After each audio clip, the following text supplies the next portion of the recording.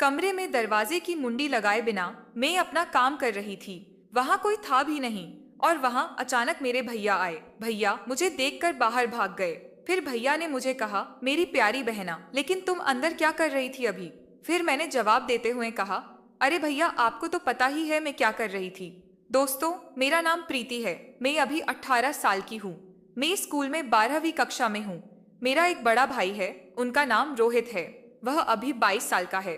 उम्र कम है, लेकिन मेरी फिटनेस की वजह से मैं 44 साल की हूँ ऐसा दिखती हूँ। मेरी स्कूल में छोटे कपड़े वाले फ्रॉक पहनती हूँ। मुझे छोटे कपड़े पहनना पसंद है, जिसमें मैं बहुत आकर्षक और सुंदर लगती हूँ।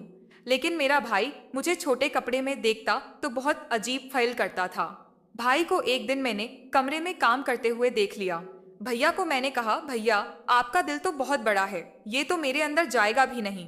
वह बोला, प्रीति, मेरा बड़ा दिल तुम देखकर डरो नहीं, मैं तुमको बहुत आराम से दिल देता हूँ। कुछ ही देर में वह बोलने लगी थी, भैया, अब बर्दाश्त नहीं हो रहा है। फिर मैंने काम शुरू किया और वह बोलने लगी, अरे भैया, क्या कर रहे हो? हम दोनों भाई बहन हैं। मैंने भैया को बोला, यह आपका वीडियो मैं मेरी बुआ को भी दिखा सकती हूँ। फिर यह वीडियो देखकर रोहित दंग रह गया और बोला, प्रीति, तुम जो बोलोगी मैं वह करूँगा, बस आप ये वीडियो किसी को मत दिखाना प्लीज।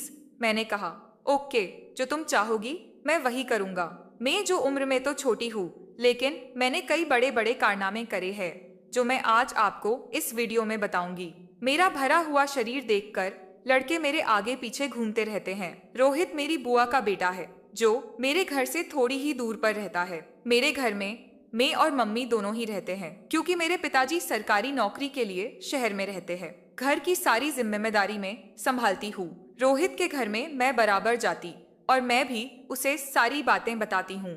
कभी कभी हम रास्ते में बाइक पर मस्ती करते हैं, तो कभी बुआ के घर बैठकर पुरानी बातें याद करके हंसते हैं। मैं अक्सर कहती हूँ, रोहित भैया, तुम मेरे हीरो हो, पर मैं भी किसी से कम नहीं। और सचमुच रोहित भी किसी से कम नहीं है। जब भी रोहित मेरे आता है तो मैं उसे चाय बनाकर देती। मेरी बनाई चाय में कुछ खास बात थी, शायद वो प्यार जो मैं अपने हर काम में डालती थी।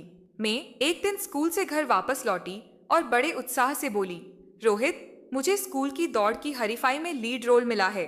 मैंने मेरी स्कूल में अच्छा प्रदर्शन किया है।